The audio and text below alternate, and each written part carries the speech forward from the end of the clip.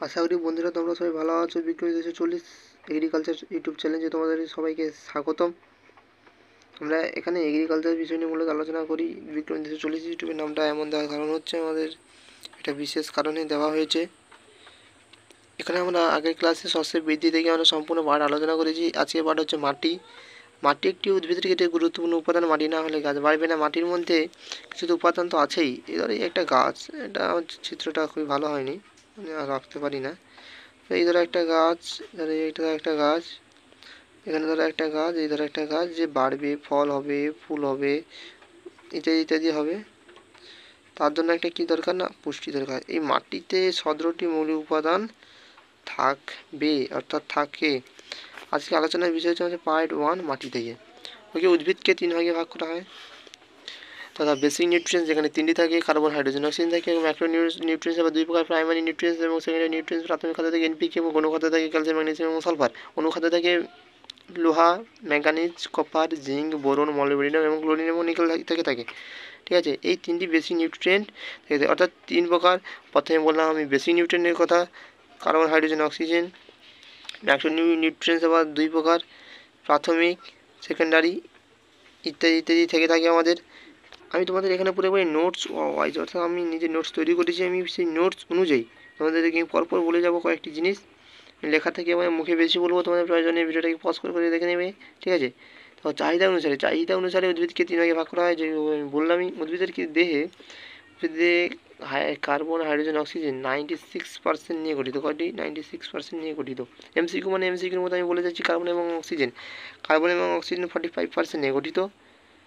Carbon এবং oxygen, hydrogen, আচ্ছা hydrogen 6% নিয়ে গঠিত। হাইড্রোজেন 6%, কার্বন হাইড্রোজেন 45%, ক্যালসিয়াম মানে যে কার্বন, হাইড্রোজেন, অক্সিজেন 96, আর 45, হাইড্রোজেন 6%।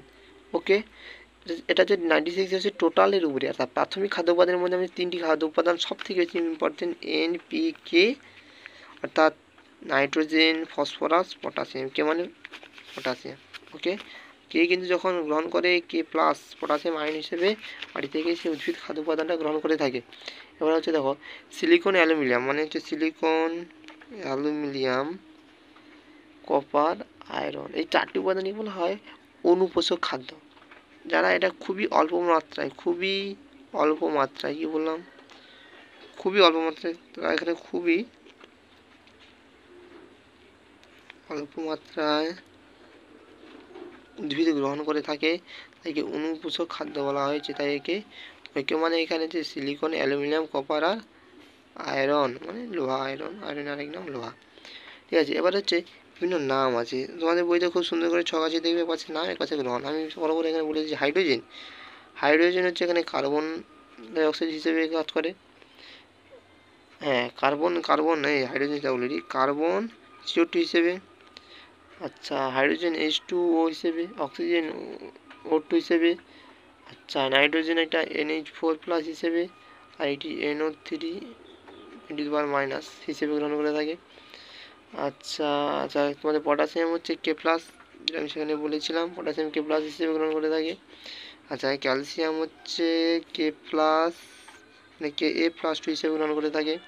ম্যাগনেসিয়াম একই হবে, এখানে শুধু ম্যাগনেসিয়াম হবে K+2 হিসেবে গ্রহণ করে থাকে।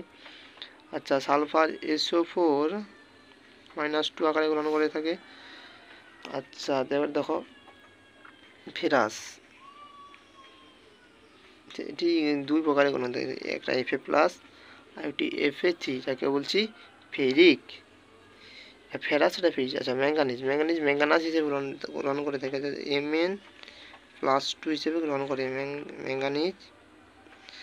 ম্যাঙ্গানাস হিসেবে গ্রহণ করে থাকে। আর জিঙ্ক একইভাবে, জিঙ্ক Zn+ হিসেবে গ্রহণ করে থাকে। আচ্ছা, বোরন একইভাবে, একটা বোরেট আর একটা, এটা বোরেট বললাম, আর সংকেত হচ্ছে এখানে, আগে বোরেটটা বলে দিই। বোরেটের সংকেত হচ্ছে এখানে BO3-। আচ্ছা, HBO3-2 একটা গ্রহণ করবে, আর একটা আকারে গ্রহণ থাকে HO2। আর একটা মানে এটা হচ্ছে আমাদের পুরো বোরনের, আর মলিবডিনাম MO4, এটা ছোট এটা বড়, এইভাবে হয়। ঠিক আছে, আর এটা নিকেল হচ্ছে Ni, ক্লাস 2 আকারে গ্রহণ করে থাকে। আচ্ছা, জীবজাত সারকে জৈব সার বলা হয়। তারপরে আমরা সরাসরি চলে পরপর বলে যাচ্ছি, কিন্তু তোমরা একটু বইতে খেয়াল করবে, আমার সঙ্গে তাল মিলাবে, দেখবে এবার জল ভাত হয়ে যায়। জীবজাত সারকে কী বলা হয়? জীবজাত সারকে এখানে জৈব সার বলা হয়। জৈব সারের উদাহরণ কী হতে পারে? খামার সার, আবর্জনা সার, খোল সার, গুঁড়ো সার, সবুজ সার ইত্যাদি ইত্যাদি জীবজাত সার। সবুজ সার কিন্তু মাটিতে খুবই উর্বরতা বৃদ্ধি করে, তার ফলে উর্বরতা শক্তিও বেড়ে যায়। কলকারখানার সারকে বলা হয় রাসায়নিক সার। কী বললাম? কলকারখানার সারকে বলা হয় রাসায়নিক সার। রাসায়নিক সারের নাম কী কী হতে পারে? অ্যামোনিয়াম সালফেট, ফসফেট, ইউরিয়া, আরও হতে পারে বিসফসফেট ইত্যাদি ইত্যাদি হচ্ছে কারখানার সার। সবুজ সারে নাইট্রোজেনের পরিমাণ, সবুজ সার কী করে? নাইট্রোজেনের পরিমাণ বৃদ্ধি করে থাকে। কত পরিমাণে বৃদ্ধি করে আমরা পরে আসি, দেখো। তারপরে ধনচা, শন, বরবটি ইত্যাদি কিন্তু সবুজ সার। এটি 1 হেক্টর জমিতে, কী বললাম, যেখানে 1 হেক্টর জমিতে 60 থেকে 80 কেজি হাইড্রোজেন বৃদ্ধি করে থাকে। আর এইটাই বলে আমি আজকে পারমাণবিক ক্লাসটা শেষ করব। যে বিজ্ঞানী আর্নন ও স্টাউট, বিজ্ঞানী স্টাউটের কথা বলা হয়েছে। এখানে 1939 সালে অপরিহার্য মাপকাঠি প্রথম বলেছেন, অর্থাৎ উদ্ভিদের অপরিহার্যতা মাপকাঠি বিজ্ঞানী আর্নন স্টাউট বলেছেন। আজকের ক্লাস এইখানে পর্যন্তই। আশা করি যদি ক্লাসগুলো ভালো থাকে, আমি কিন্তু এখানে পুরো অথেন্টিক আলোচনা করে যাচ্ছি।